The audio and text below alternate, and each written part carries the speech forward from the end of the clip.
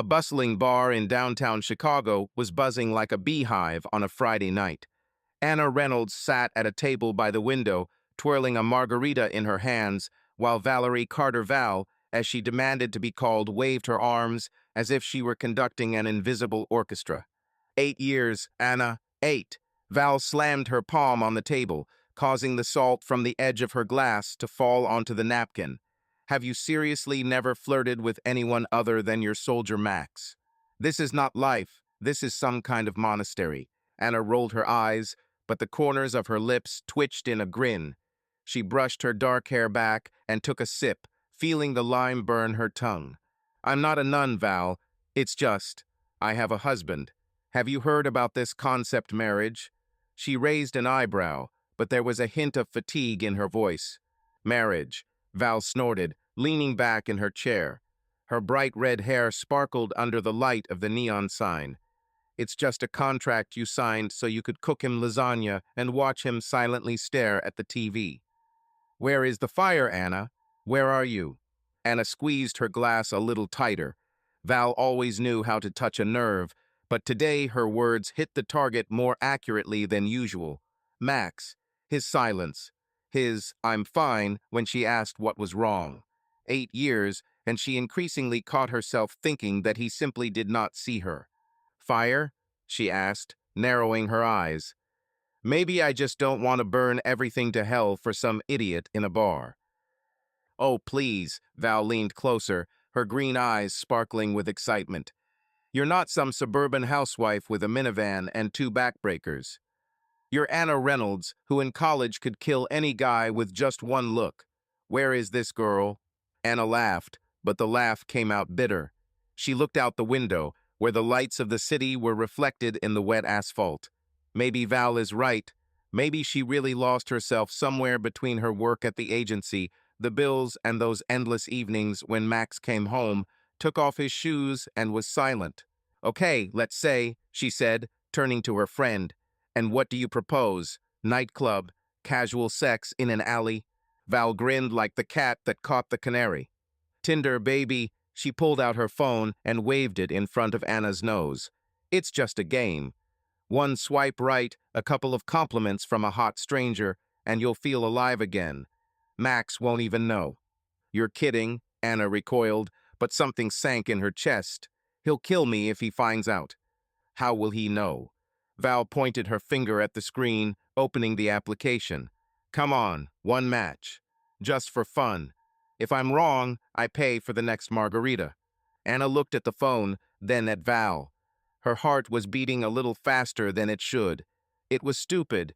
It was dangerous. But damn, it was tempting. One match, she finally said, snatching the phone from Val's hands, and you will shut up. Prove it. Val folded her arms across her chest, beaming with a triumphant smile. Anna opened the app, quickly filled out her profile. Anna, 32, marketer, loves coffee and heated arguments, and uploaded a photo from last year's vacation in Mexico, where she stood on the beach in a red dress with the wind in her hair. Fingers trembled while she flipped through the faces, a bearded hipster, a jock with a dog, a guy with a guitar. This one, Val pointed at the screen, pointing at a handsome brunette with a sly smile. Jake, 30, bartender and musician, Brooklyn. Anna held her breath and swiped right. A second later, the screen flashed. It's a match. Wow, Val whistled. You caught him quickly. Anna stared at the notification, feeling the blood rush to her cheeks. Her phone vibrated with a message from Jake. Hey, you look like trouble. She looked up at Val, who was already giggling, and couldn't help but grin. It was crazy. This was wrong. But damn, it was fun. Well, is she still alive? Val winked. Shut up, Anna said, but her fingers were already typing the answer. Only if you can keep up. Anna pushed open the door to their Lincoln Park apartment, kicking off her shoes at the threshold. The lasagna she'd left in the oven before work still smelled of garlic and basil, but now there was the familiar smell of Budweiser mixed in with it. Max was home. She walked into the living room, where he was sitting on the couch with his legs stretched out on the coffee table. On the TV screen, the Chicago Bears had screwed up again, and Max had his arms crossed and watched the game with a slight grimace. "Hello, champion," Anna said, throwing her bag on the chair. She shook her head, letting her hair down, and glanced at him quickly. "Hi," he nodded, looking up from the screen. His dark eyes lingered on her a little longer than usual, but then returned to the television. "Long day?" "As usual," she shrugged and headed towards the kitchen. "I made lasagna. Have you tried it?" Max rubbed his neck, as if relieving fatigue, and grinned at the corner of his mouth. "Yes, I stole a piece this morning. You still cook like an Italian on a mission." "Thank you." Anna stopped, holding the plate in her hands. It was almost a compliment, a rarity over the last couple of years. She placed the plate on the table a little louder than she intended and turned to him. "Glad you noticed. I thought you only saw beer and football." There was a hint of teasing in her voice, but something sharp was hidden underneath it. Max chuckled, not taking his eyes off the screen where the player missed the goal. "I see more than you think, Anna." He took a sip of beer and added more quietly, "Why are you angry?" "I'm not angry." She crossed her arms, looking down at him. "I'm just tired of coming home to my husband, who talks more to advertising than to me." He finally turned fully towards her, lowering the bottle onto his knee. His eyebrows furrowed, but there was no anger in his voice, more like weariness. "Okay, let's play What's Wrong Your Way." "I've been at a construction site all day, Anna. 20 floors, concrete, and idiots with hammer drills. I come home and want to breathe out. Is this a crime?" "No," she sighed, turning to the sink. "Forget." "As you say," he shrugged and turned back to the TV. Silence covered them like an old blanket, familiar, but prickly. Anna remembered how he used to drag her to the roof of their first house to watch the stars, or turn on old rock and roll and make her dance right in the kitchen. Then he laughed, joked, and called her his misfortune. And now he's just here, and she does too. The phone in my jeans pocket vibrated. Anna pulled it out, glancing at Max he didn't notice, busy playing. The screen glowed with a message from Jake. "Hey, trouble. What's your Friday night like?" She bit her lip, feeling her pulse quicken. "Who writes there?" Max's voice was even, but he looked at her, narrowing his eyes slightly. "Colleague." She put the phone back in her pocket, trying to sound casual. "For work." "It's a little late for work." He raised an eyebrow, but didn't press. Instead, he nodded towards the TV. "Do you want to watch it with me? They will still lose, but suddenly it will be fun." Anna frozen. It was almost an invitation, a feeble attempt to reach out. But her fingers still felt the warmth of the phone, and "trouble" from Jake was spinning in her head. "I'm going to take a shower," she said, looking away. "Tired." "Okay," he nodded, but something flashed in his voice, disappointment. "Calm." The bathroom door closed behind her with a soft click. Anna turned on the water, leaned against the tile, and pulled out her phone. "Jake, bet you're more fun than this dive bar I'm stuck in." She smartly whined while typing the answer, "Maybe I am." Fingers froze over the send button. She looked in the mirror, wiped the foggy glass, and saw a woman who had not laughed with Max the way she had before for a long time. The creaking of the sofa was heard behind the door. Max got up and walked to the window. She heard him curse quietly, "Damn bears," and it almost made her smile. Almost, but instead she pressed send. New York greeted Anna with taxi horns and the smell of hot asphalt.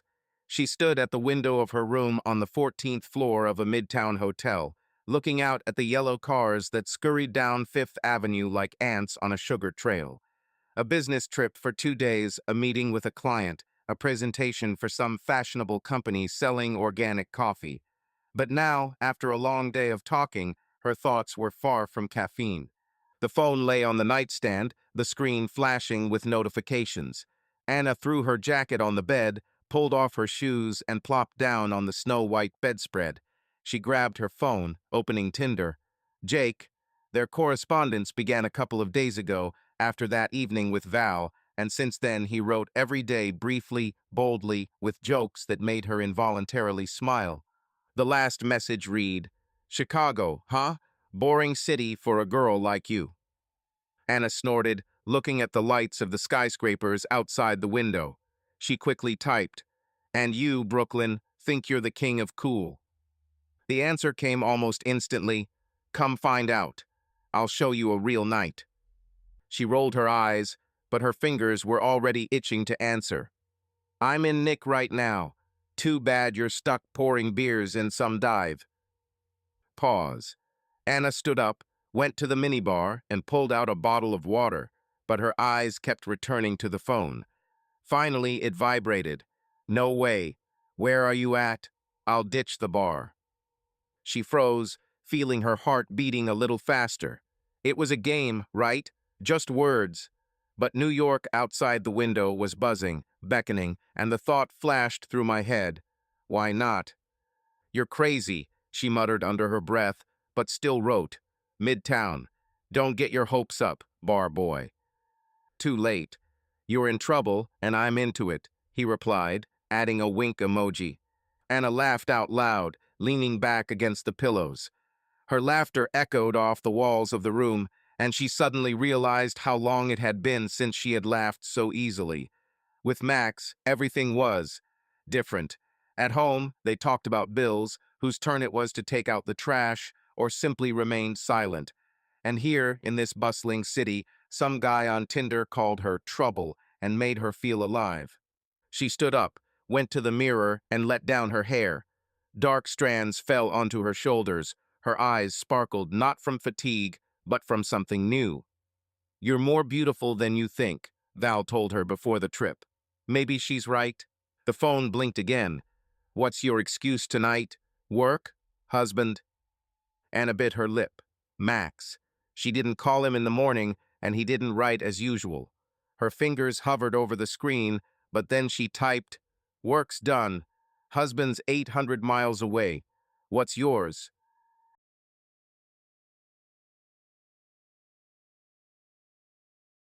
"Oh, you're good," she muttered, grinning. Her fingers quickly tapped on the screen. "Smooth talker. Bet you say that to every girl." Only the ones who swipe back," came the answer. Anna put the phone down, feeling warmth in her chest. It was stupid, risky, but damn fun. She went to the window, looking at the city that never sleeps. Somewhere there, in Brooklyn, a guy with a sly smile was waiting for her answer.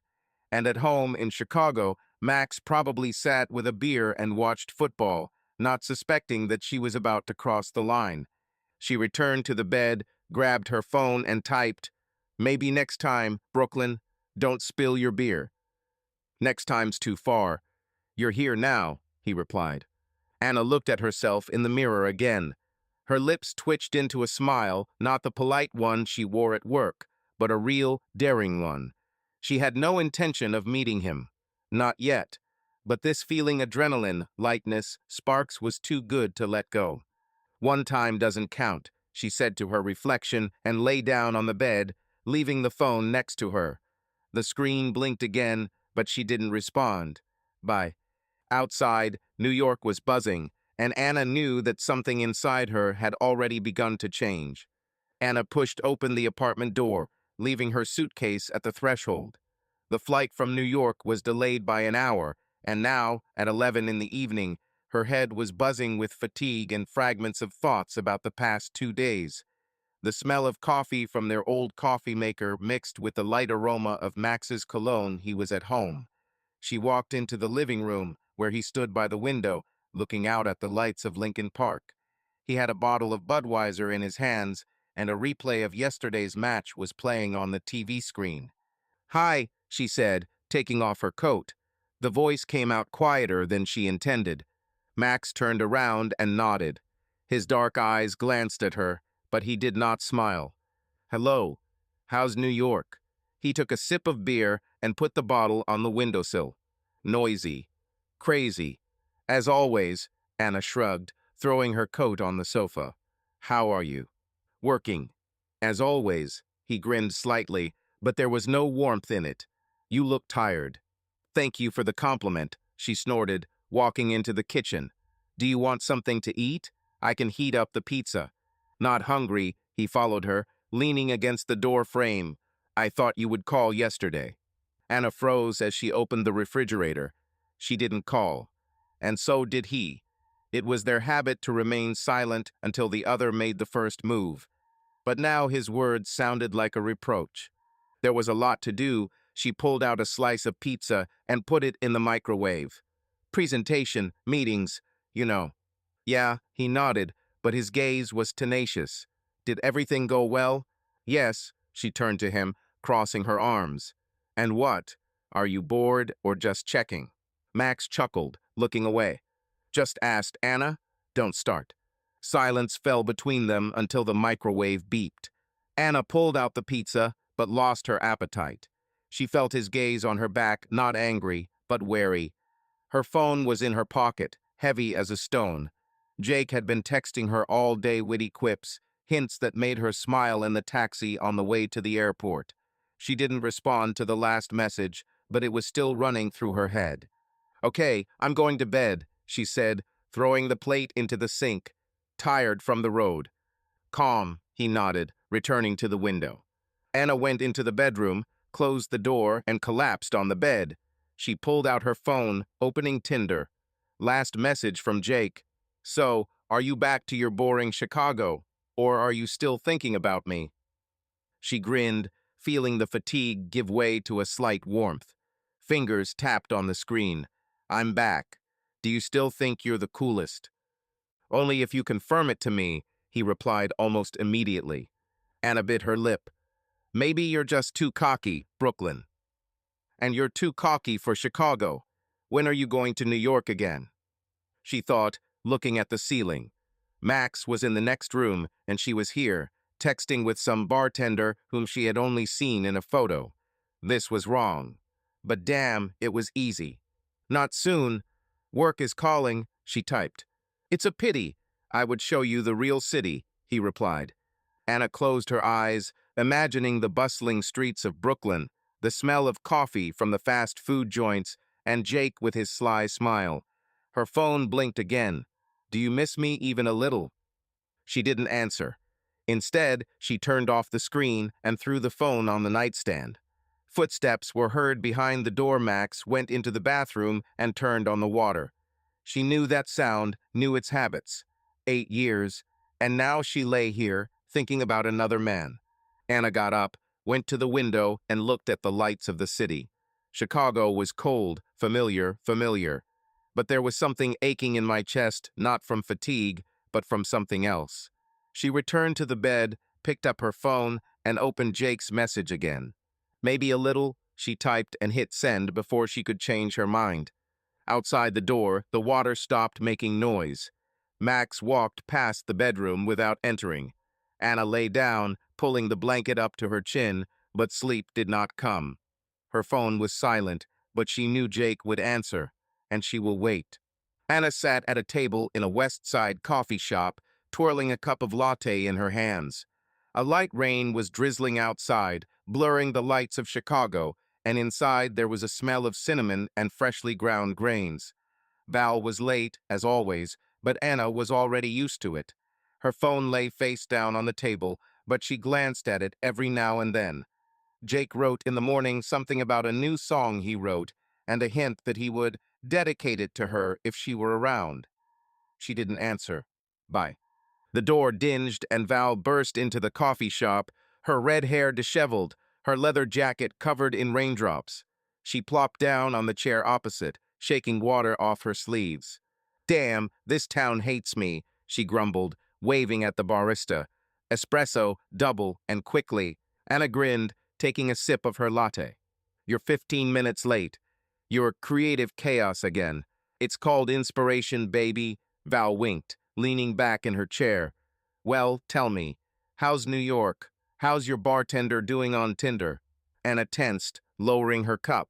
She knew Val would get everything out of her, but she still wasn't ready. Fine. The presentation went well, the client was happy. She shrugged, trying to sound casual. And with Jake, we're just chatting. Just chatting? Val narrowed her eyes, her green eyes sparkling with curiosity. You went to New York, where he's literally right next door, and we're just chatting. Anna, You disappoint me. I wasn't going to meet him, Val. Anna crossed her arms, feeling her cheeks getting warmer. It was a business trip, not a date. But you thought about it. Val leaned closer, grinning. Come on, admit it. Is he hot? Write something daring. Anna sighed, giving up. Yes, he's hot. And yes, he is. Witty. He writes that I am bold for Chicago, or something like that. Ha! Val slammed the table, causing Anna's cup to clink. I told you so. Tinder is like a sip of whiskey after 8 years of boring marriage. You flirt with him, so what? It's not cheating until you've had sex. The barista brought the espresso, and Val took a sip without taking her eyes off Anna. I'm not like that. Anna shook her head, but her voice trembled. I'm just checking to see if anyone else needs me. Max's houses are like furniture. He didn't even notice that I came back different. Another? Val raised an eyebrow. Oh, this is getting interesting. Which other one? Anna looked out the window where the rain was drawing patterns on the glass. Don't know. Alive? Easy? Jake makes me laugh, Val. And with Max, I'm just waiting for him to say something. So what? Val shrugged, sipping her espresso. You are needed. Jake proves it. And Max? Does he even notice you, or are you just part of the couch to him? He notices, Anna frowned, remembering his look yesterday. But he doesn't speak. Never speak. Then take a step. Val pointed her finger in the air. Meet this Jake. Once. See what happens. You're not a nun, Anna. I can't do this with Max. She shook her head, but something tightened in her chest. He doesn't deserve this. Do you deserve to live like a zombie? Val rolled her eyes. Look, I'm not saying leave him. Just shake yourself up. If Jake is in Chicago, go for coffee or whiskey, anything. Anna was silent, looking at the phone. Her fingers trembled as she flipped it over and opened Tinder. Jake wrote an hour ago. It's boring without your barbs. When will you stop playing hard to get? He wants to meet, she said quietly, without raising her eyes. And Val leaned over, beaming. What did you answer? Nothing yet. Anna squeezed the phone. But he can come here. He said that he had business in Chicago. Oh, it's fate, baby, Val laughed. Say yes. One evening, if I'm wrong, I'm paying for coffee for the next 6 months. Anna looked at her friend, then at the screen. Her fingers slowly typed, maybe if you're in Chicago, but don't expect too much. She hit send and tossed the phone onto the table like it was a hot potato. That's all, Val raised her cup, as if clinking glasses. Welcome back to the game, Anna Reynolds. Saturday morning in the Reynolds apartment as Max sat at the kitchen table, scrolling through the news on his tablet. Outside, Lincoln Park was a gray fog, but inside it was quiet, too quiet. Anna glanced at Max. He was frowning, reading something about a construction site, and did not notice how she kept glancing sideways at the phone lying next to the coffee maker. The eggs are ready, she said, putting a portion on a plate and placing it in front of him. Eat before it gets cold. Thank you, he nodded, putting the tablet aside. His voice was even, but a shadow of its former warmth flashed in it. You're kind of fussy today. Anna froze, holding the frying pan. Her phone blinked a Tinder notification. She quickly turned to the sink, pretending to wash the dishes. I just didn't get enough sleep, she said over her shoulder. Would you like some more coffee? No, it's fine. Max took a bite of toast, looking at her. You tossed and turned half the night yesterday. Did something happen? Nothing happened, she shrugged, too sharply for it to look natural. It's just, work is spinning in my head. He chuckled, but his gaze became intense. Anna felt him on her back as she washed the non-existent dirt from the frying pan. Her phone blinked again, and she pressed her lips together. Jake. Yesterday she agreed to meet if he was in Chicago, and since then he wrote more often teasing, jokes, hints. In the morning it came. Saturday without you is like beer without foam. When will we see you? Who is writing to you there? Max's voice was calm, but steel rang in it. He nodded at the phone. Anna turned around, wiping her hands with a towel. Her heart slammed against her ribs. Yes, colleague, she waved her hand, trying to smile. Asks about the report. A colleague, then. Max leaned back in his chair, crossing his arms. You've been chatting a lot with your colleagues lately, and you smile at the same time. What do you want to say? Anna narrowed her eyes, feeling irritation boiling inside. I can't smile. You can, he shrugged, but his eyes did not let go of her. You just haven't done this before. Something has changed, Anna. She opened her mouth to snap, but the word stuck. He was right. She has changed. New York, Val, Jake had all awakened something in her that she hadn't felt in years. And now Max, who was usually silent, suddenly noticed. You've been weird lately, she said instead, looking away.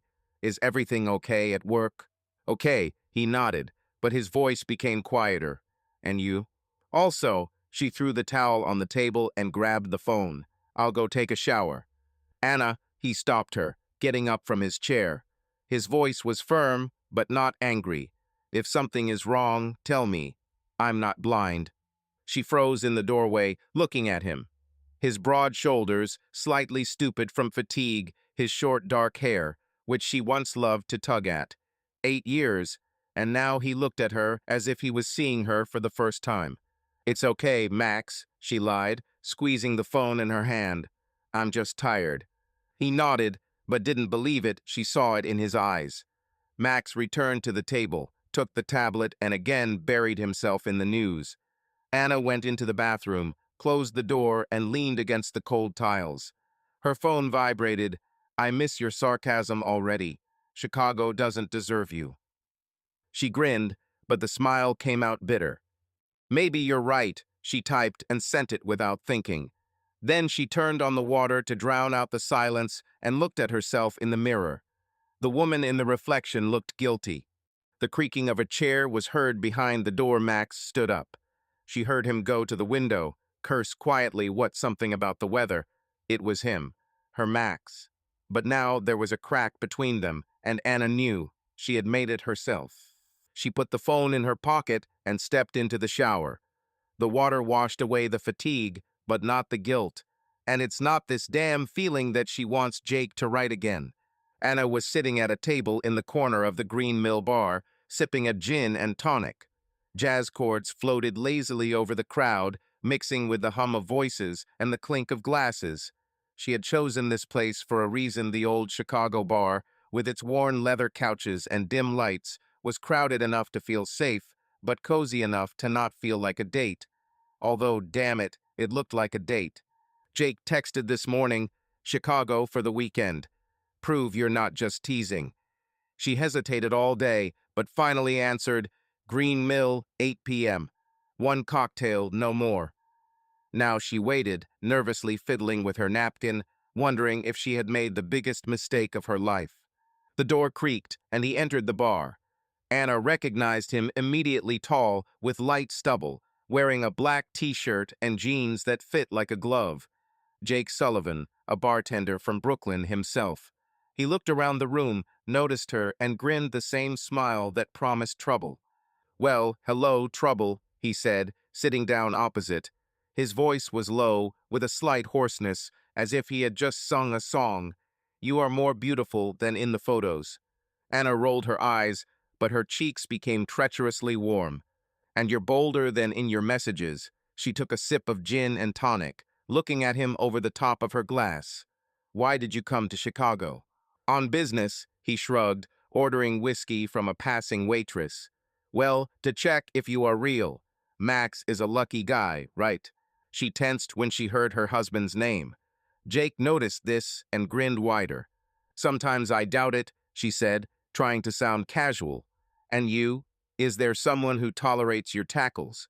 Only those who answer, he winked, accepting whiskey from the waitress. But I'm free.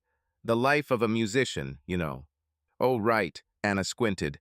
You're our rock star. Wrote that song about me. Maybe, he took a sip without looking away. If you say yes, I'll finish it right here. She laughed, lightly, as she had not laughed at home for a long time. Jake leaned closer, resting his elbows on the table. Listen, you're really cocky, he said. Chicago doesn't deserve you. Maybe you need someone to prove it. So you are that someone, she raised an eyebrow, but her heart was beating faster. I can try, he grinned. One evening, no obligations, just fun. Anna looked at him at his dark eyes, slightly disheveled hair, the way he held the glass with casual confidence. It wasn't like Max. Max was reliable, solid, like the concrete at his construction site. Jake was the spark. Dangerous, but alluring. I'm married, Jake, she said quietly, but without judgment. I know, he nodded, without losing his smile.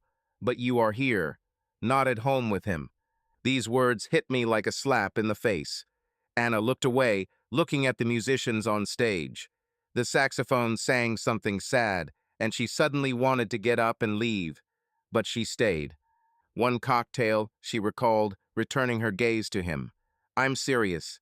Okay, one, he raised his hands in mock surrender. But I'm not done chatting with you yet. They talked for half an hour about music, about New York, about how he once spilled beer on some rapper in his bar. Anna laughed, feeling the tension go away. But when her glass was empty, she stood up. I have to go, she said, throwing a 20 on the table. Already? Jake narrowed his eyes. Are you afraid that you will like it? I'm afraid I'll miss the train, she lied, pulling on her jacket. He stood up, stepping closer. For a second, she thought he would hug her, but he simply nodded. See you later, Anna Reynolds, he said. Right if you change your mind. She left without looking back, but her heart was pounding all the way home. The phone was silent in her pocket, but she knew that Jake would text, and she will answer. Anna sat on the sofa in Val's loft, her feet up on a coffee table littered with magazines and empty cans of Lacroix. Outside the huge window, Chicago was sparkling with lights, and an old vinyl record player was humming in the room, playing something from the Rolling Stones. Val stood at the kitchen island, stirring a cocktail as if this was her main mission in life.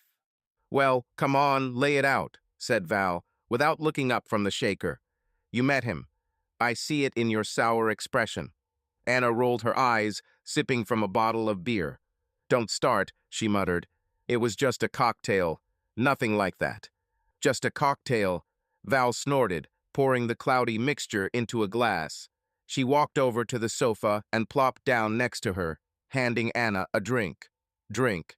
And tell me, is he hot in person? Anna took the glass, sniffed it, it smelled of gin and something citrusy, and took a sip. Her cheeks were already burning, and not from the alcohol. Yes, he's hot, she admitted, looking at the ceiling. Tall, with that stupid grin, and he's funny. I laughed, Val. What a fool. Wow, Val whistled, leaning back. Did you laugh? Seriously? This is more than just a cocktail. Did he pick you up? Of course he did, Anna chuckled, remembering how Jake leaned closer, how his eyes sparkled in the twilight of the bar. Told me I was cocky, and that Chicago didn't deserve me, and that Max is lucky. Ha! Val slapped her knee. What are you doing? Melted like ice cream in the microwave. No, Anna frowned, putting the glass on the table. I said I was married, and she left. But he knows how to hook. And I was hooked, Val narrowed her eyes, her voice becoming more serious. You ran away because you wanted to stay. Am I right? Anna was silent, looking at her hands. Val was right, and it was infuriating. Yesterday at Green Mill, she felt alive, not a wife, not a marketer, but just Anna. Jake looked at her as if she were the only one in the room. And at home Max was watching TV. I can't do this with Max, she finally said, looking up. He's not perfect, but he's mine. Yours? Val rolled her eyes, taking a sip from her glass. It's yours, like an old sofa, it's familiar, but you no longer sit on it with pleasure. You're flirting with the hot bartender, Anna. It's not cheating until you've had sex. You already said that, Anna grinned, but without joy. What if I sleep with you? What then? Then you'll live for yourself, Val shrugged, as if it were obvious. Listen, I'm not saying get a divorce. Just shake yourself up. You're not an old woman. How old are you? 32. You still have plenty of time to be stupid. Anna laughed, but the laugh came out bitter. I don't know what I want, Val, she admitted, leaning back on the sofa. Jake is fun, easily, and with Max. I'm just waiting for him to notice that I'm moving away. Will he notice? Val raised an eyebrow. Or will you always play, everything is fine? Anna didn't answer. Her phone vibrated in her jeans pocket. She pulled it out, opening Tinder. Jake, yesterday was great. You ran away too fast. See you again. He's writing, she said quietly, showing the screen to Val. Wow, he's persistent, Val grinned. What will you answer? I don't know, Anna squeezed the phone. Maybe nothing. Or maybe yes, Val nudged her with her elbow. One evening won't break anything. You're not a nun, Anna. Live. Anna looked at the message, then to Val. Her fingers trembled, but she typed, maybe if you behave. She hit send and tossed the phone onto the couch like it was a hot potato. That's all, Val raised her glass, clinking it against the air. You're in the game, friend. Anna stood at the sink, lazily washing away the remains of dinner spaghetti with sauce from a jar, nothing special. Max sat on the sofa in the living room, flipping through the channels until he settled on some old action movie with Van Damme. Outside the window, Lincoln Park was drowning in twilight, and the television hummed in the room, drowning out the awkward silence. Anna dried her hands with a towel and reached for the phone lying on the table. She wanted to check her email, or that was her excuse to look at Tinder. Jake texted yesterday after they met at the bar, and her fingers have been itching to respond ever since. But then Max called out to her. Anna, bring some beer if you're coming, he said, without looking up from the screen. Get up yourself, she said with a slight mockery, but still opened the refrigerator and pulled out a bottle of Budweiser. She walked over to the sofa, holding out the beer, but her phone, left on the table, suddenly blinked. Max noticed this out of the corner of his eye. He took the bottle, but his gaze slid to the table. The screen lit up with a notification, and even from the couch the word Tinder was visible. His hand froze on the bottle, and his face slowly tensed. What is this? He asked, nodding at the phone. The voice was calm, but there was a ring of steel in it. Anna turned around, and her heart sank to her feet. She stepped towards the table, but Max stood up faster. He grabbed the phone before she could intercept it. Max, give it back, she said, trying to sound firm, but her voice trembled. What the hell, Anna? He turned the screen towards himself, and his eyes widened. The notification read, Jake, you promised May. When is yes? Max looked at her, his face turning pale. Are you on Tinder? It's not what you think. Anna stepped towards him, extending her hand, but he retreated. What should I think? His voice became louder, almost drowning out the TV. Are you corresponding with Jake? Seriously. It's just chatter. She clenched her fists, feeling her cheeks burn. Nothing serious, Max. I don't. No, what? He interrupted, throwing the phone on the sofa. Aren't you dating him? Aren't you lying to my face? Because that's what it looks like. Anna opened her mouth, but the words stuck. She had seen him like this before, angry, harsh, but not with her. Never with her. His dark eyes burned, and his shoulders tensed, as if before a fight. I met him once, she blurted, lifting her chin. At the bar. One cocktail. This is all. One cocktail, he repeated, and there was a hint of bitterness in his voice. How many messages? How many times did you smile looking at that damn phone while I was sitting here? You're not a saint either, Max, she broke down, walking towards him. You have been silent for months. I am furniture for you, not your wife. I just wanted to feel alive. Alive, he snorted, looking away. And this is your way, texting some idiot behind my back. It's not behind your back, she lied, but then stopped short. Okay, yes, but I didn't sleep with him. I'm not like that. What are you like, Anna? Max looked at her, and there was more pain in his voice than anger. Because I don't recognize you.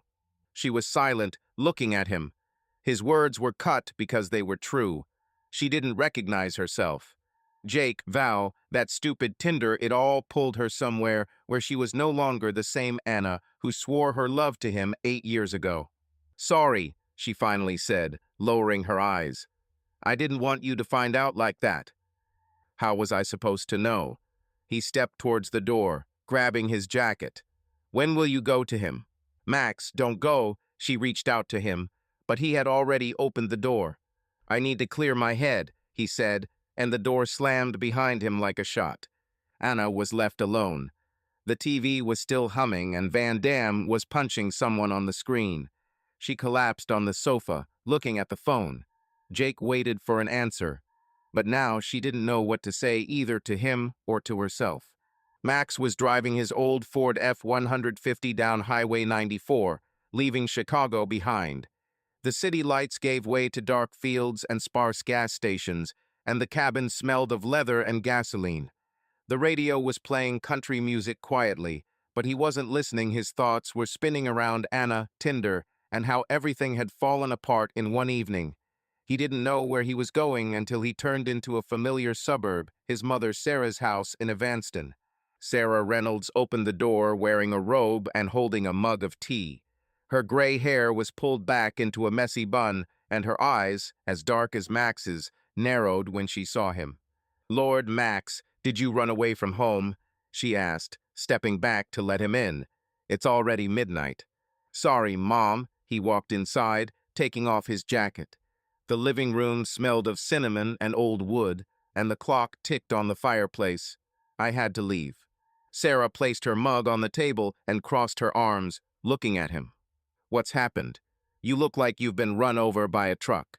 Max collapsed on the sofa, rubbing his face with his hands. He didn't want to speak, but the words came out on their own.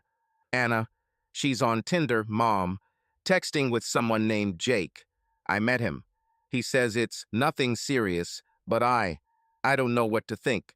Sarah froze, her eyebrows rising. She slowly sat down in the chair opposite, pulling up her robe. Tinder? Is this where people look for dates? She frowned. Anna? Our Anna?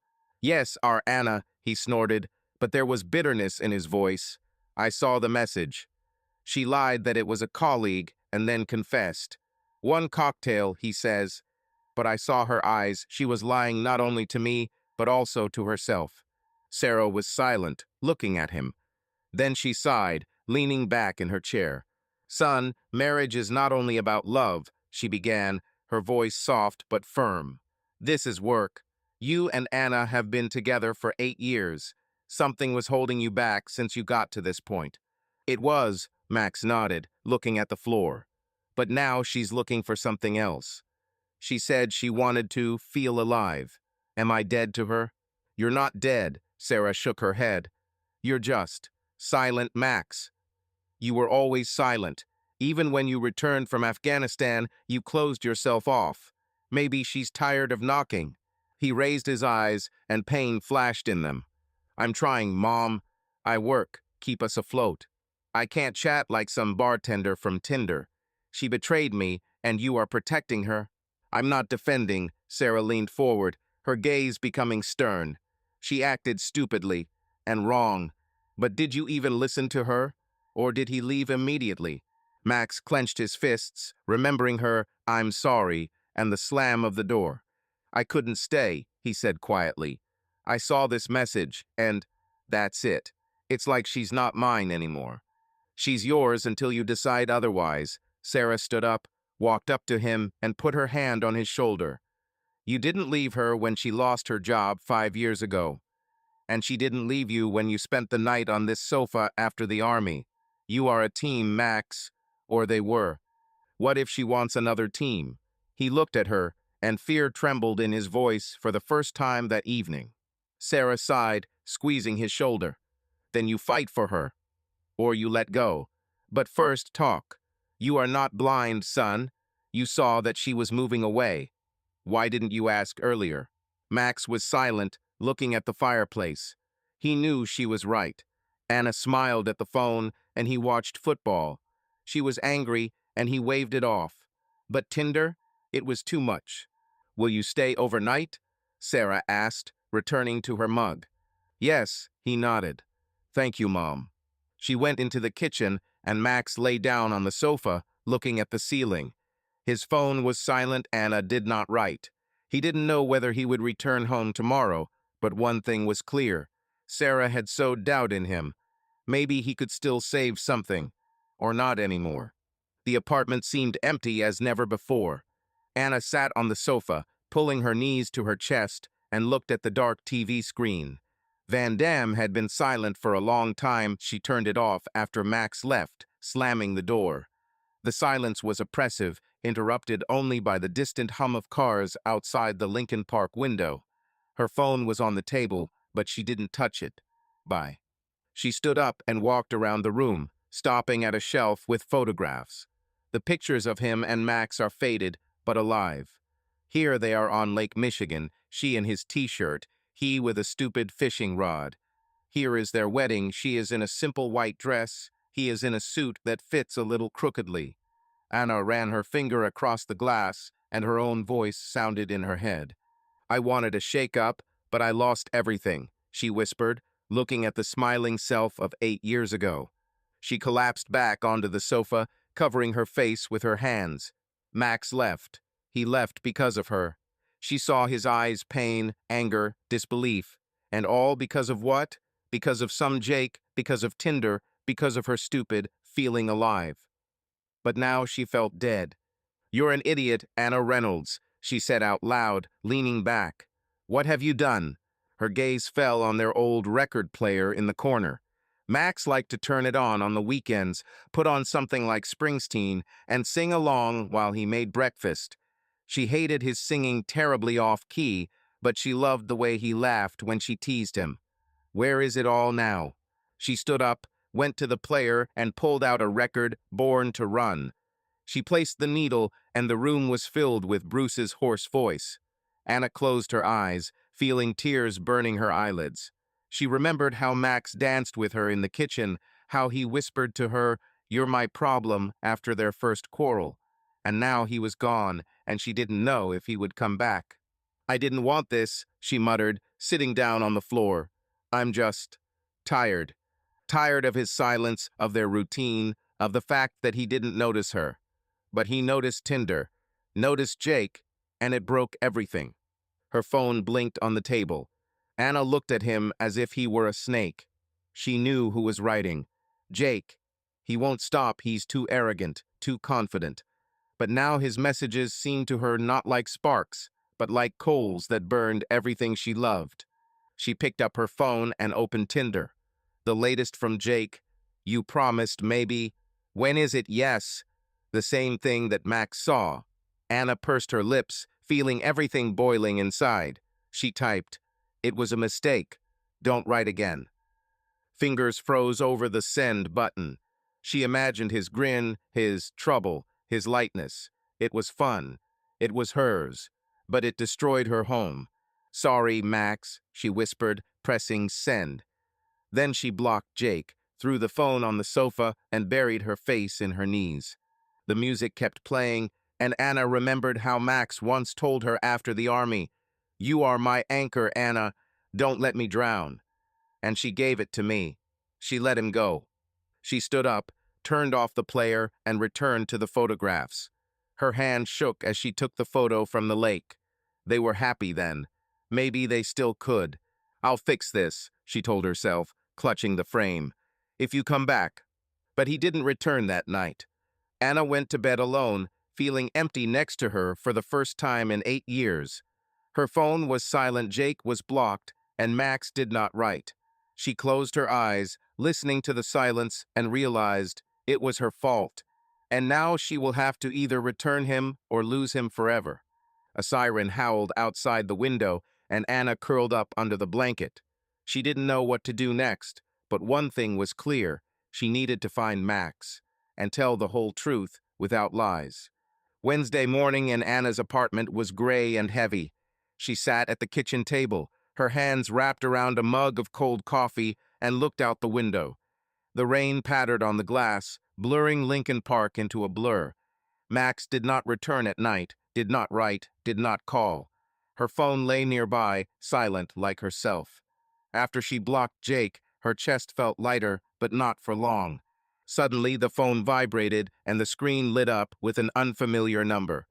Anna frowned, raising the mug to her lips, but did not answer the phone. The call ended and she exhaled, but a second later it rang again. Same number. Her heart pounded. Something told her that this was not an accident. She grabbed the phone, swiping reply. Hello? The voice came out hoarse, as if after a long silence. Hello? Trouble. A low, familiar voice with a slight hoarseness hit her like a slap in the face. Jake. You blocked me, and I'm not finished yet. Anna frozen, putting the mug down on the table so abruptly that the coffee splashed on her hand. How did you find out my number?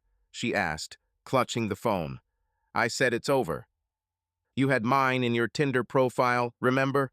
He chuckled, and she heard the noise of the bar in the background, the clink of glasses, the hum of voices. Do you think I'll just disappear? We're not done, Anna. We're done, she stood up, walking towards the window. I wrote it clearly. Don't write. Don't call. It was a mistake. Error. His voice became sharper. You laughed with me at the bar. You answered, it's not a mistake, it's you. And now what? Your husband found out, and you're in a panic. Anna clenched her fists, feeling the blood rush to her cheeks.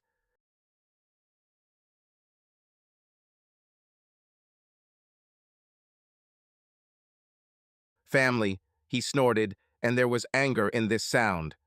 You sat with me, not with him. Don't lie to yourself, Anna. You wanted this. I wanted a distraction. She turned, looking at the empty kitchen. Don't destroy everything. You don't understand. Leave me alone. What if I don't want to? His voice became quieter, but more dangerous. Do you think I'll just forget? I can tell your Max how you ran to see me at Green Mill. How do you like it? Anna frozen, her breathing hitched. The threat hung in the air like a knife. You won't do this, she said, trying to sound firm, but her voice was shaking. You don't have his number. I have you, he grinned, and I know where you live. Chicago isn't that big. You're crazy, she stepped back, as if he could see her through the phone. If you do anything, I'll call the police. Relax, he sighed, and the noise in the background became louder. I'm not crazy. I liked it with you. You are not like everyone else. Give me another chance. No, she shook her head, although he didn't see. It's over. Don't call again. She ended the call, threw the phone on the table, and collapsed into a chair. Her hands were shaking, and his voice was spinning in her head. I can tell Max. She imagined Max receiving a message from Jake, the screenshots, the words, her lies. This will finish him off, and her. Anna stood up, went to the sink, and splashed cold water on her face.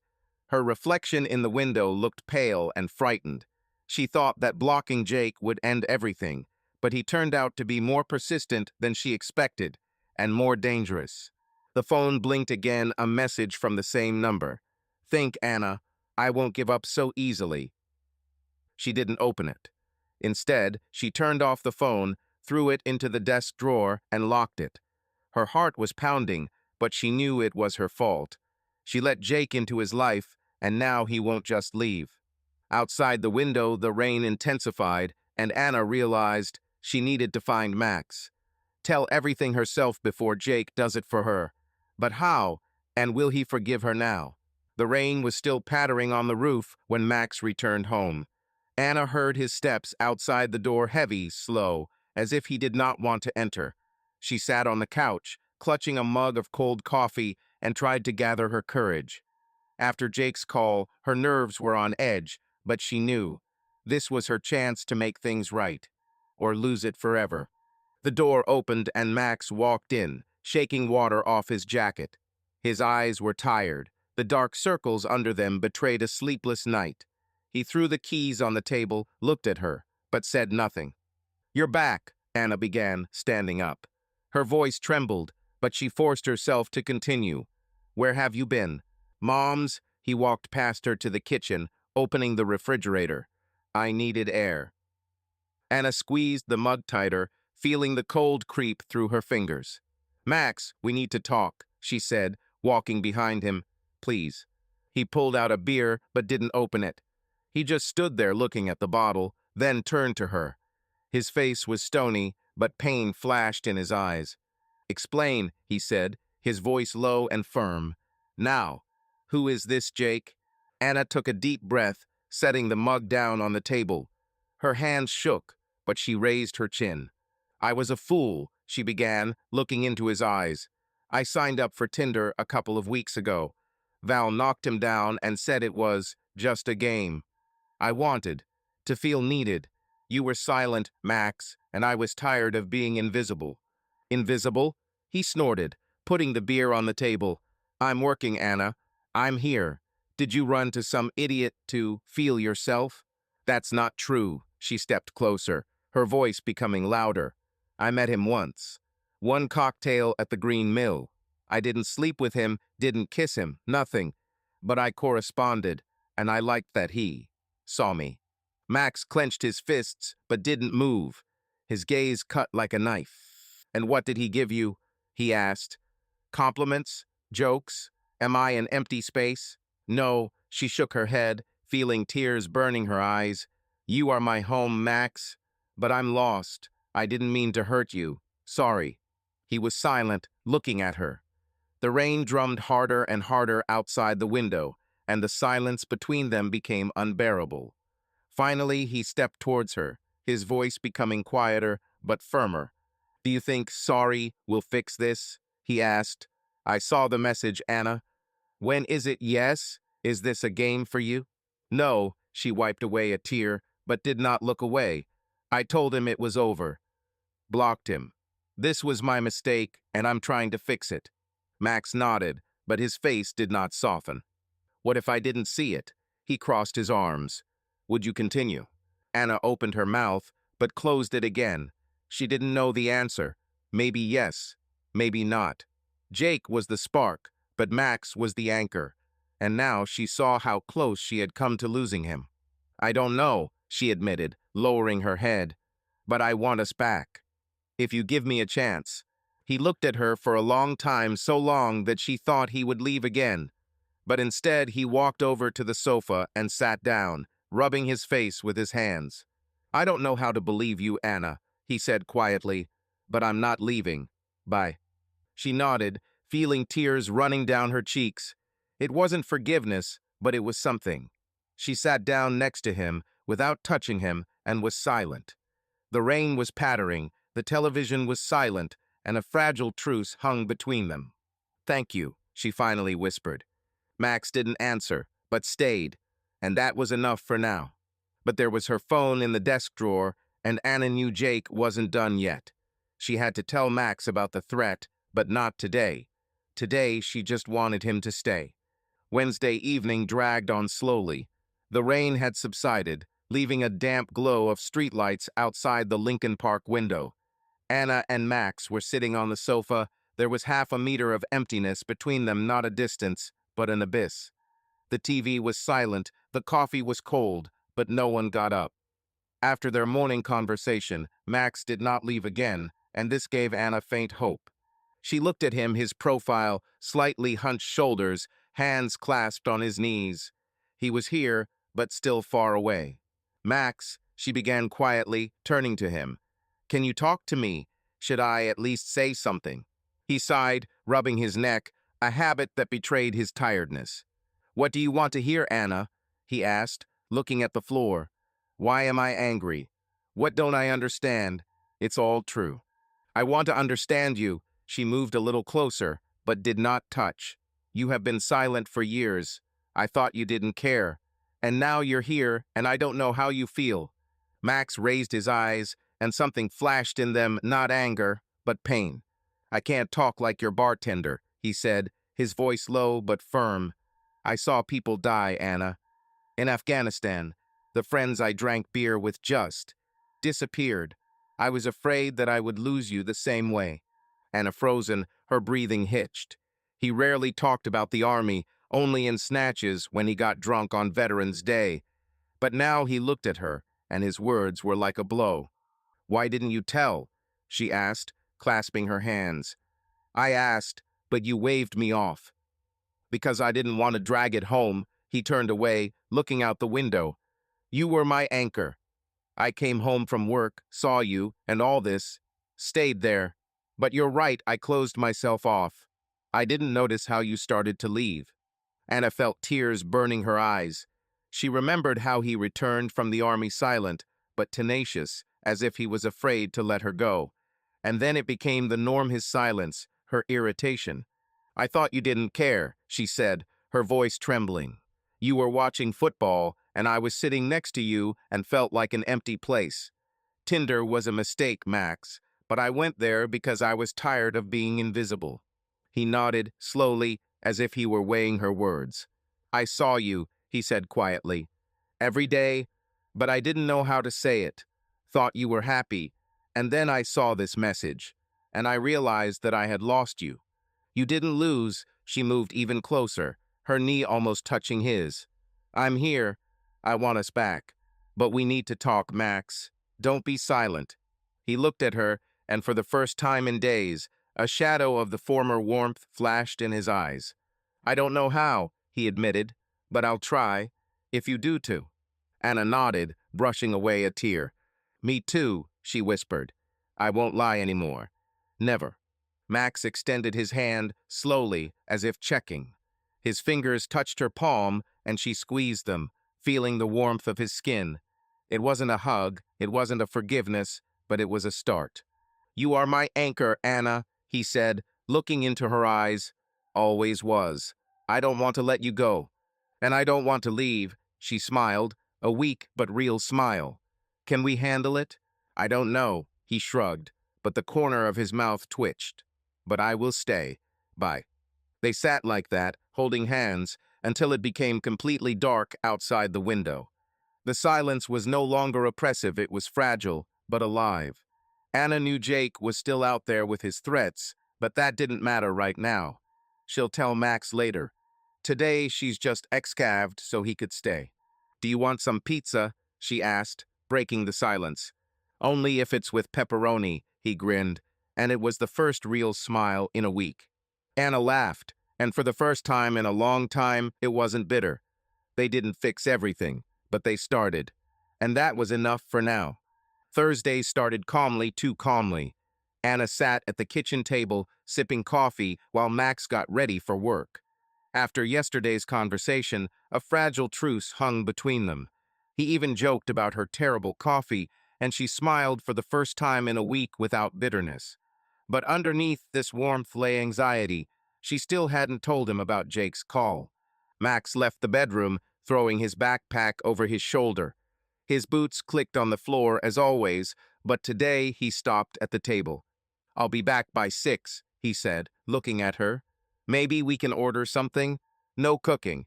Sounds like a plan, Anna nodded, forcing herself to smile. With pepperoni. Naturally, he grinned, but paused as if he wanted to say something else. Then he simply nodded and left, slamming the door. Anna exhaled, leaning back in her chair. Her phone was in the drawer. She hadn't turned it on since yesterday, afraid of new messages from Jake. But the silence could not last forever. She stood up, walked over to the drawer, and pulled out her phone. The screen flickered, showing missed calls 3, all from an unfamiliar number, and one message that came at night. You won't hide, Anna. I'll talk to your husband. Her heart sank to her feet. She clutched the phone, feeling her palms grow cold. Jake wasn't kidding. She opened Tinder, but his profile was blocked. He found another way. Anna threw the phone on the table and walked around the kitchen, trying to breathe evenly. At that moment, her phone vibrated again, an incoming call from the same number. She grabbed it, swiping reply. What do you want, Jake? She blurted out, not letting him speak. I said it's over, and I said no. His voice was cold, without the lightness it used to have. You think you can just throw me out like trash? I don't play by your rules. This is not a game, she clenched her fists. I have a family. Leave us alone, or I'll call the cops. Cops? He chuckled, and she heard the noise of the streetcars, horns. Try. But first, I'll send your Max a couple of screenshots. How do you like trouble when it's already yes? He will be happy. Anna frozen, her breathing hitched. "You don't have his number," she said, but her voice was shaking. "I don't need a number," he grinned. "I know where he works. Construction site in the center, right? High rise on Michigan Avenue. Not that hard to find." "You're crazy." She stepped towards the window, looking out at the street, as if he could be standing there. "Don't you dare approach him. Then talk to me." His voice became quieter, but threatening. "Once. Meet me and I'll disappear. I promise." "No," she shook her head. "I'll tell Max myself. And if you do anything, you're finished." She hung up the call, threw the phone on the sofa, and collapsed next to him. Her hands were shaking, and his voice was spinning in her head. "I know where he works." Jake wasn't bluffing. She remembered how she mentioned Max in correspondence. "My husband is at a construction site," and now it turned against her. Anna stood up, grabbed her jacket and keys. She should have warned Max. Now, but the phone blinked again, a message from the same number. She opened it, and her blood froze. A photo of Max taken from afar. He stood at a construction crane, wearing a helmet, with a backpack on his shoulder. Caption: "Nice guy. It'll be a pity if he finds out." She threw the phone into her bag and ran out of the apartment, slamming the door. The rain started again, but she didn't care. She got into the car, started the engine, and rushed to the center. Her hands were shaking on the steering wheel, and the thought was beating in my head: I have to make it. Jake had crossed the line, and now it wasn't just her fault. It was a threat. And Anna knew that if she didn't stop him, Max would get hurt. Not only because of the truth, but also because of what this psycho will do. Max was standing by a construction crane, checking the drawings on his tablet, when he heard footsteps behind him. The noise of the construction site, the hum of machines, the clatter of hammers drowned out everything, but something made him turn around. A guy stood in front of him, tall, in a black t-shirt, with light stubble and an impudent grin. Max frowned as he put the tablet into his backpack. "Who are you?" he asked, straightening up. His voice was smooth, but there was steel in it. "Jake," the guy crossed his arms, looking at Max defiantly. "So you are Max, Anna's husband." Max froze, his fists clenching of their own accord. He stepped closer. Looking down, Jake was a little shorter, but he held himself confidently. "What do you want?" Max nodded towards the platform. "This is not a place for walking." "I don't go for walks." Jake grinned wider. "I came to talk. Anna didn't tell you everything, did she? About us?" "About you?" Max squinted. His voice became quieter, but more dangerous. "She said you were finished, so get out of here." "Are you finished?" Jake snorted, pulling out his phone. "She ran to my bar while you were watching your football game." "Do you want screenshots? Trouble? When is it?" "Yes." These are her words. Max stepped forward, his face pale with anger. "Stay away from my wife," he said, almost growling. "I'm telling you for the last time." "So what?" Jake didn't back down, raising his chin. "She came to me herself, soldier. You didn't keep her. Maybe she needs someone more lively." This was the last straw. Max rushed forward, grabbing Jake by the shirt and pinning him against the metal beam. The noise of construction drowned out his voice, but the workers began to turn around. "Listen here, idiot." Max leaned towards his face. "You are nobody. She chose me. Leave, or you will regret it." Jake twisted, pushing Max in the chest. His smirk disappeared, replaced by anger. "Prove it," he said, clenching his fists. "She ran to me because you're boring. Hit me if you want. It won't bring her back." Max hit. "You don't know anything about us." Max let him go, breathing heavily. "She's mine. Go home, bartender." "You're not worth it," he wheezed, standing up. "She will leave anyway." Max took a step towards him, but stopped. The workers had already surrounded them, and someone shouted, "Hey, that's enough." He looked at Jake. "Go away," he said quietly, retreating. "And don't come back." Jake stood up, unsteadily, and walked away, throwing the phone on the ground. Max looked after him until he disappeared behind the construction gate. His fists were still trembling, blood was pounding in their temples, but inside it was empty. "Are you okay, Reynolds?" asked one of the workers, tapping him on the shoulder. Yeah, Max drawled, wiping the sweat from his forehead. Everything's fine. He returned to the tap, but his thoughts were far away. Jake told the truth Anna ran away, but she stayed with him. When the shift ended, Max got into his Ford and drove home. Anna stood at the door of Val's loft, clutching the handle of her bag until her knuckles turned white. After yesterday's call from Jake and his threats, she did not sleep and spent the morning calling Max, who did not answer the phone. She needed to talk, and Val was the only one who could listen to her. Or so she thought. Val opened the door, wearing a stretched t-shirt and disheveled red hair. She was holding a steaming mug of something and looked like she had just gotten up.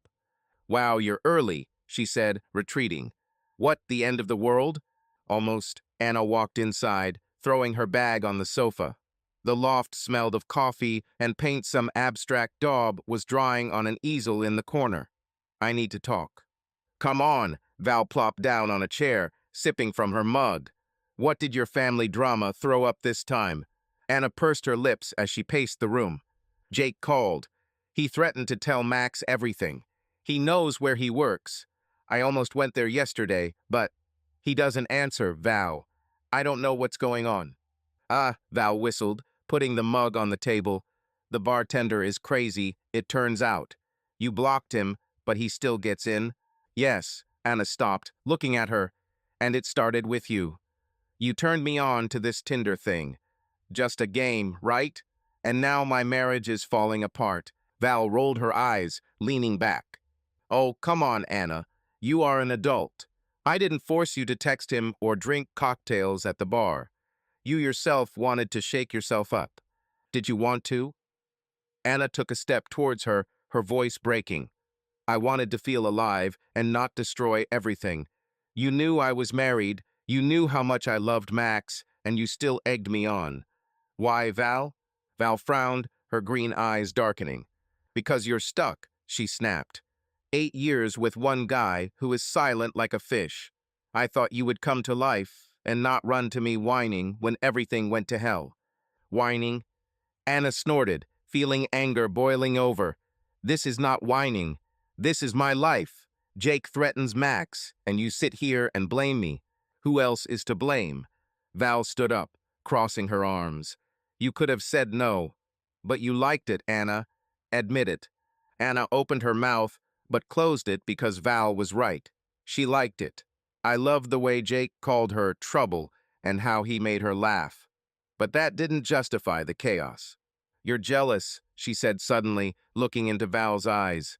That's what it's all about, right? You have no one, and you wanted everything to fall apart for me too. Val froze, her face turning pale. She looked away, but then stepped closer, her voice becoming quieter. Maybe so, she admitted, and it was like a blow. I have no one, Anna. All these guys and parties are empty.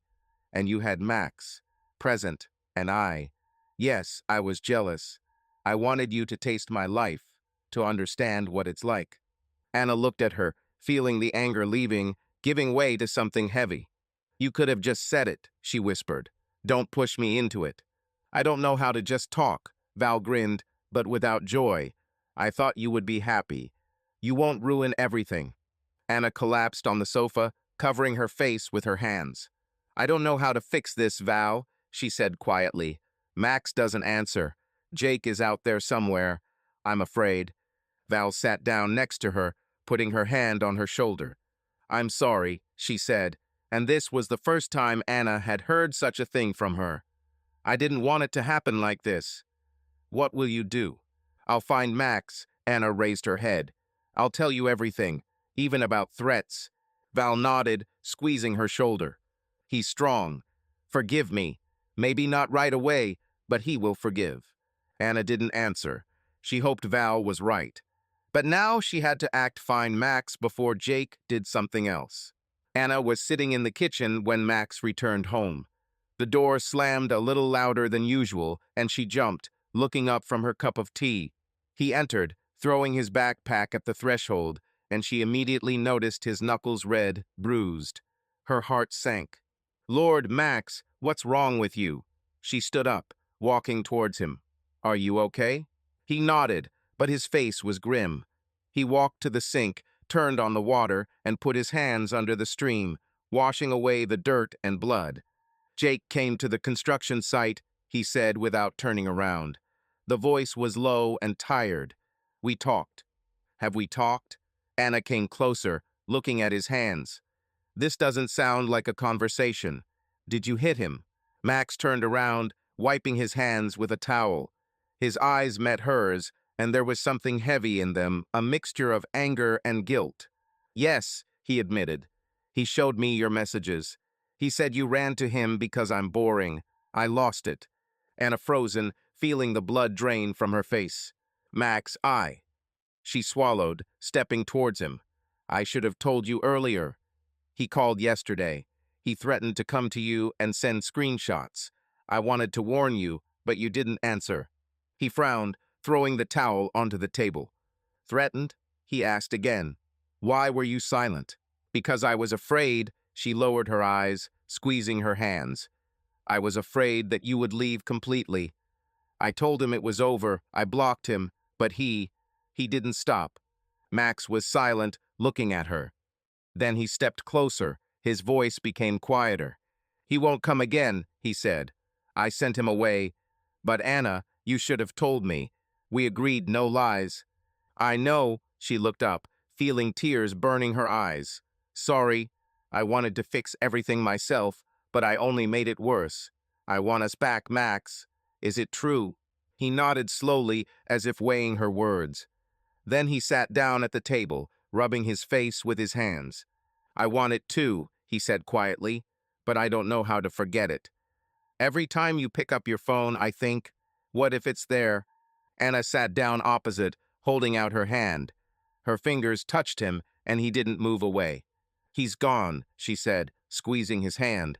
I deleted Tinder. I turned off that number. It was my mistake, but I chose you. I always chose. Max looked at her, and a shadow of the former warmth flashed in his eyes.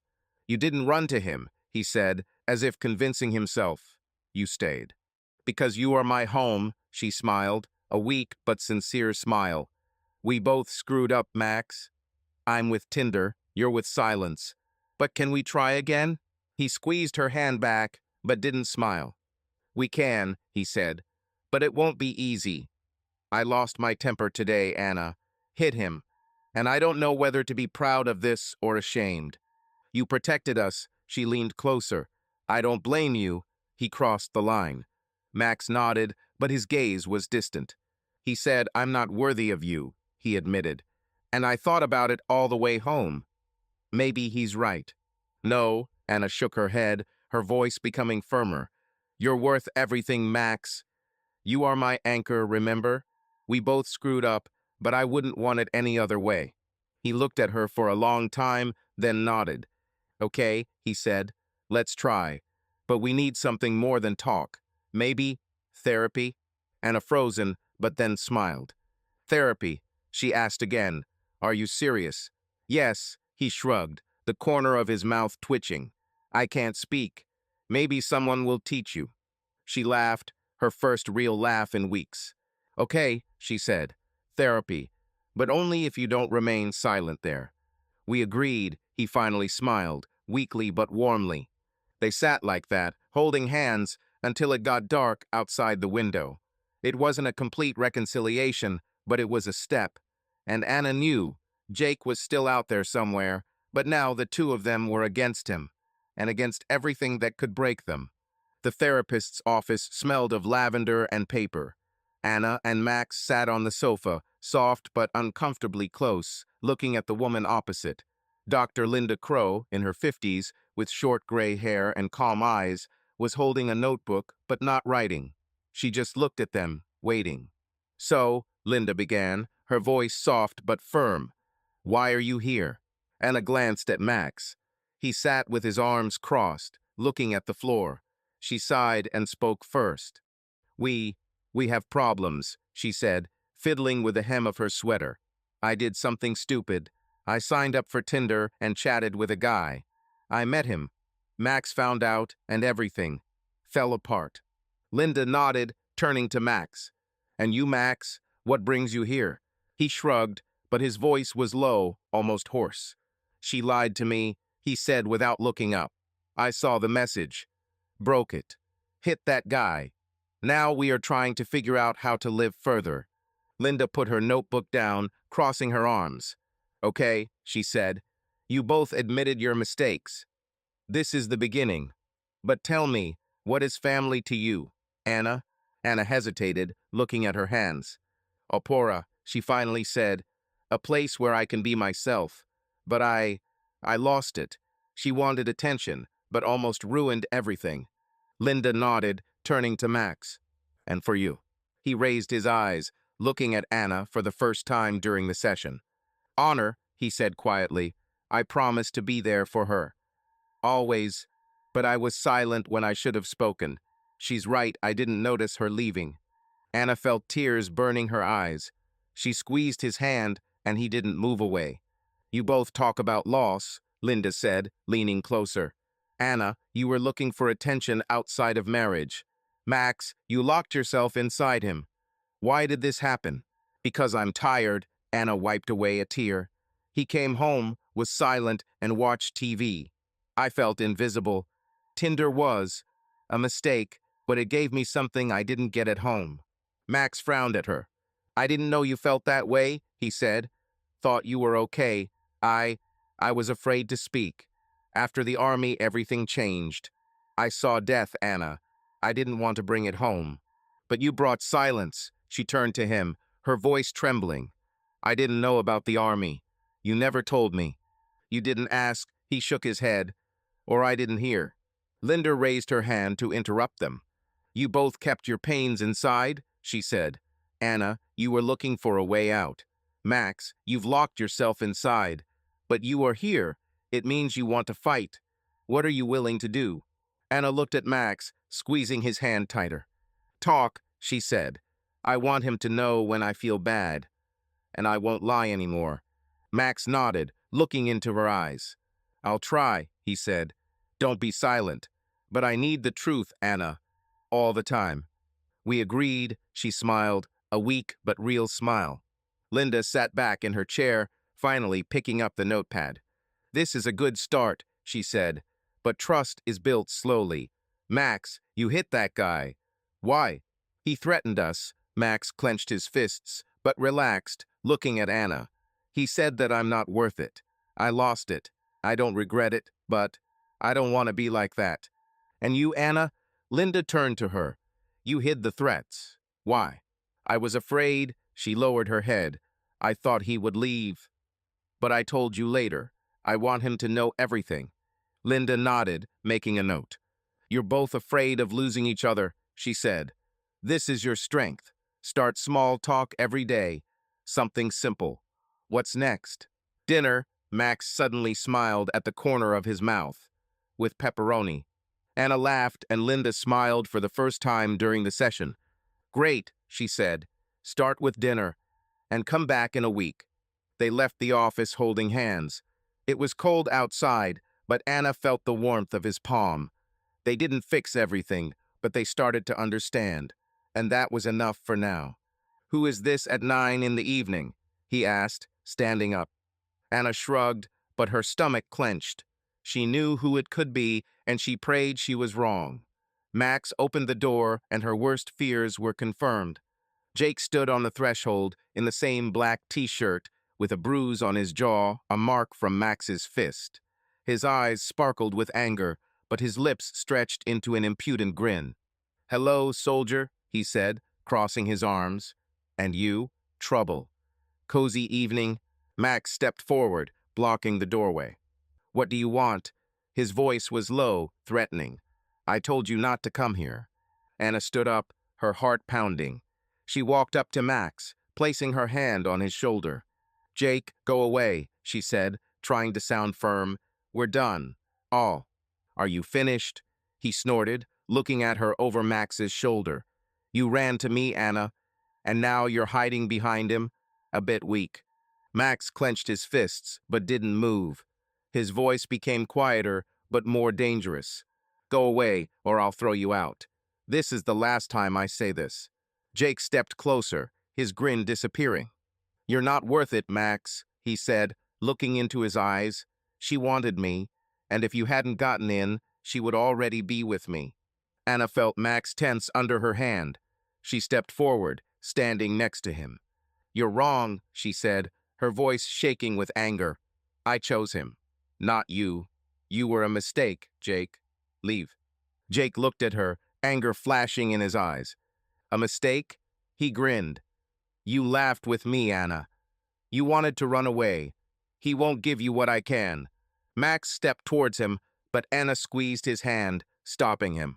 No, she said quietly, looking at her husband. Then she turned to Jake.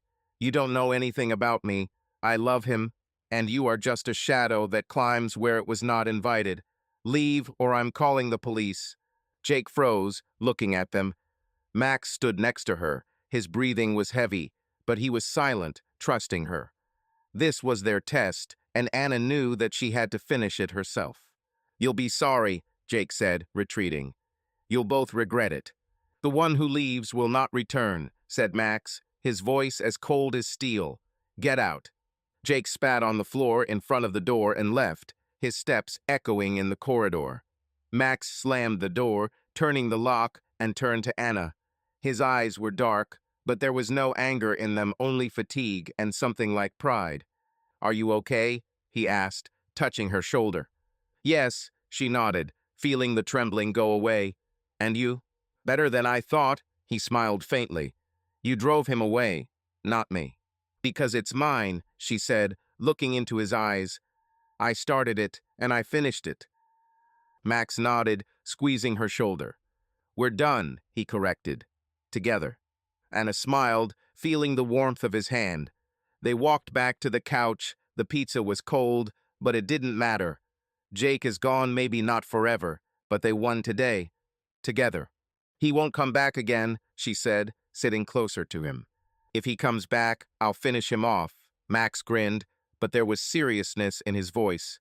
You won't have to. She laid her head on his shoulder. We are stronger.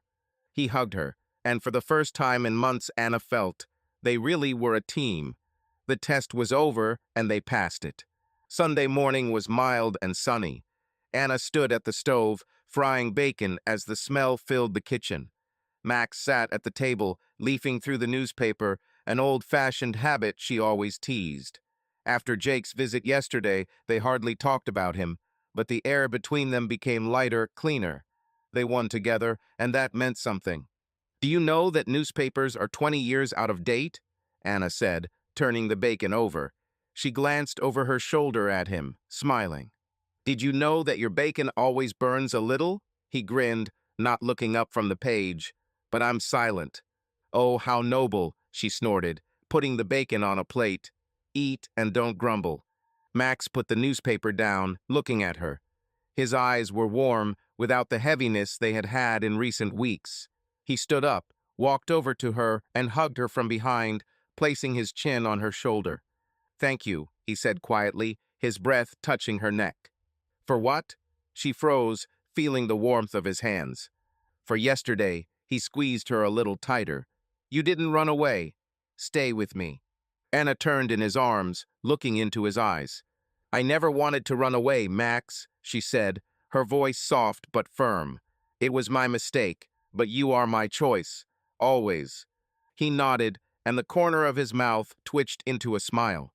Okay, he said, because I won't let you go so easily.